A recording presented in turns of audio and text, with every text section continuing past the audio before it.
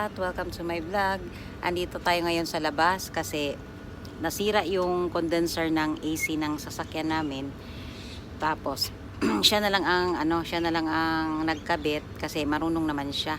At din 'yon, malaking tulong na din 'yon sa amin kasi dito mahal din pag nagpakabit ng ganun marunong naman siyang gumawa, kaya siya na lang. Kaya andito tayo ngayon sa labas. Nasa likod kami ng Pizza Hut at ng Taser Service Center. Nasa likod kami. Ito sa may anong puno ba to? Ipil-ipil? Nandito kami ngayon. Kasi hindi naman na mainit. Ayan. Siya na yung at ito tinanggal niya yung AC condenser kasi nasira, pinalitan niya. Ito yung hindi na kami magbabayad kasi marunong naman siya.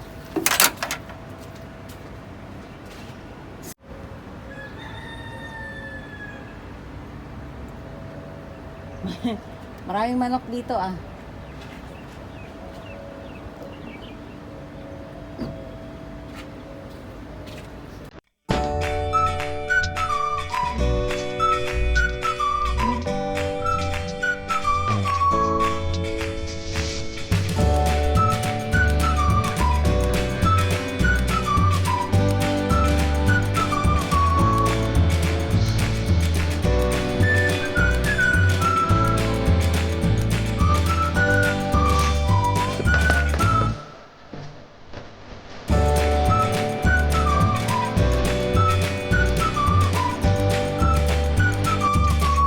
ako guys kasi hindi naman masyadong mainit. At may nilagay pala akong cream dito sa pekas ko. Nung nakaraan kasi ang itim nito Ngayon medyo nag-light siya. Mura lang yung cream ko guys. 11 reals lang.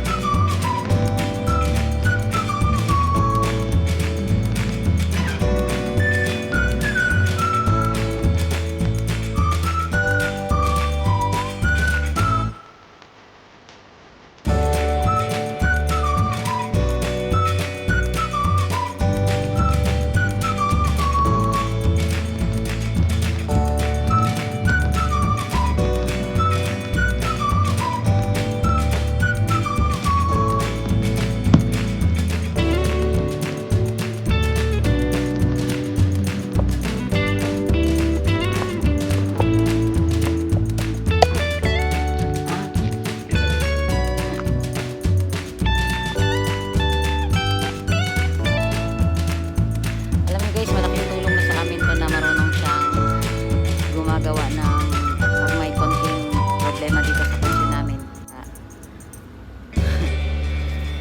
Kaya malaking tulong. Sumasama din ako. Hindi na kasi masyadong mainit.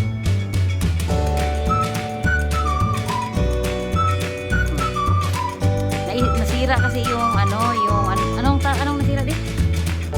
Yung condenser ng AC ng sasakyan.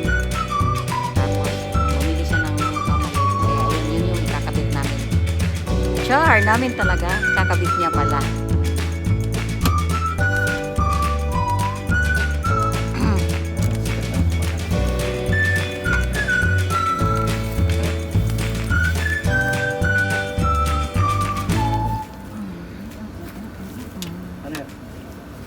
Abutin tayo ng gabi dito.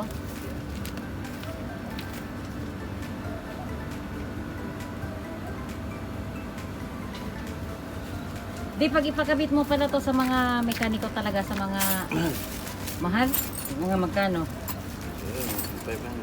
500 reals? Mahal din pala, no? Kaya mabuti na lang marunong pa. Sana all marunong.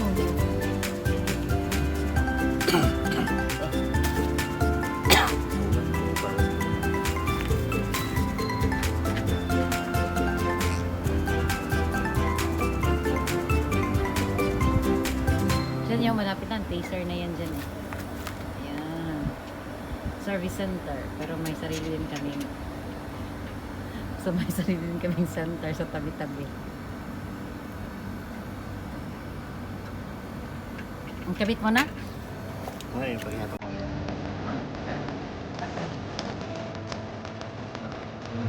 Okay. Yeah.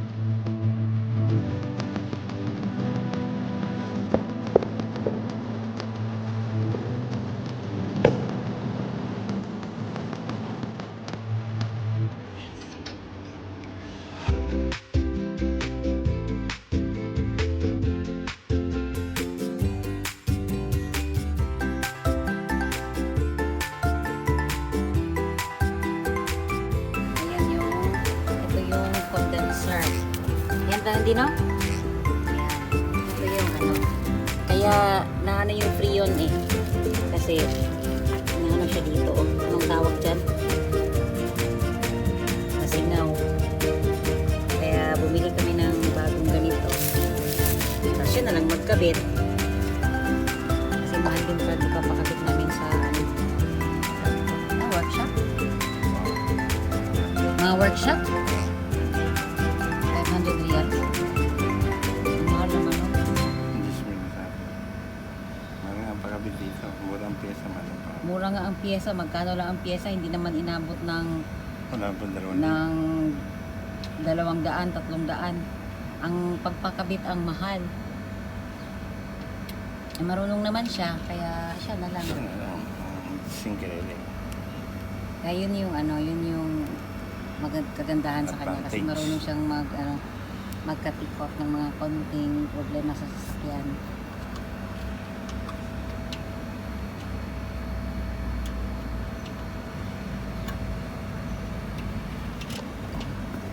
At malaking tulong din pala tong pagsama ko sa kanya guys kasi ako yung tagahawak. Kaysa naman doon lang ako sa kwarto, wala naman akong ginagawa doon. Palagi lang ako nakahiga. Kaya sumama na ako. Hindi naman na masyadong mainit. Mahangin mga oh. Ano na konti yung hangin. May ano na, malamig-lamig na ng konti. Hindi kagaya dati na pati ang hangin napakainit.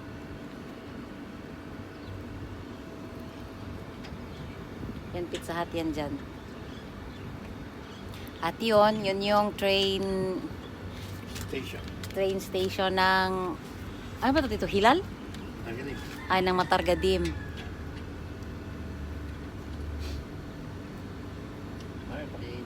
Ito saan? May tao di.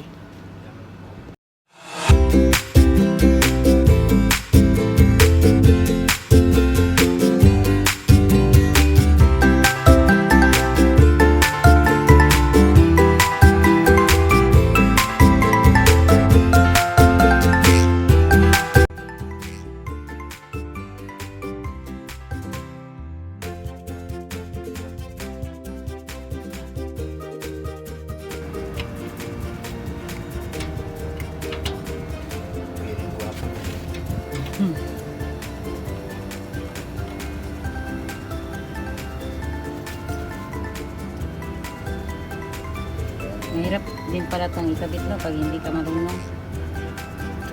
Hindi kasi hindi. Sira ka kasi mga bracket. Sira mga bracket.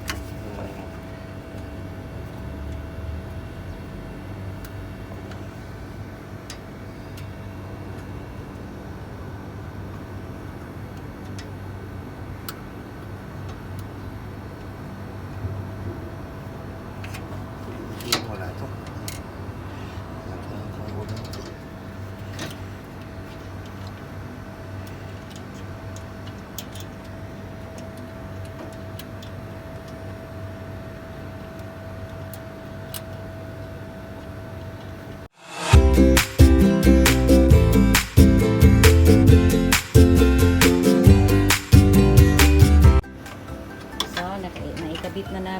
guys. Ito na siya. Ito.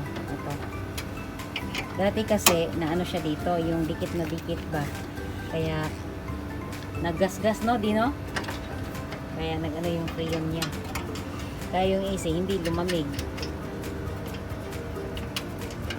Wala na yung ano. Hmm? Wala na yung lamig talaga. Wala yung freon. Oo nga.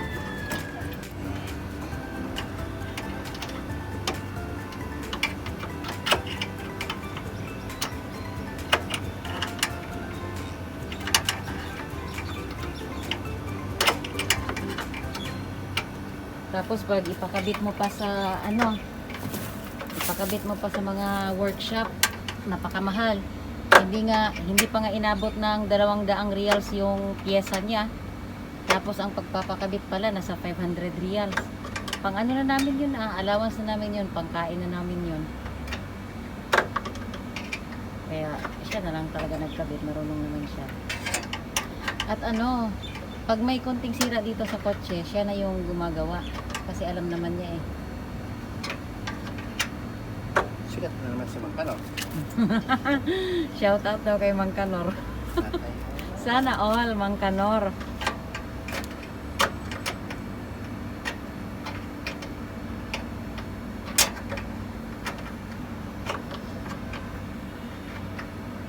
Saan yung cellphone ko? Wala mo, hindi ko makita dito. Natapos rin sa wakas guys at naikabit na. At medyo ginabi tayo ngayon. Inabot kami ng 6:30 doon. Siguro mga 2 oras din kami doon. At bukas ready na yun siyang ano, yung lalagyan na lang siya ng freon bukas para lumamig na yung AC natin.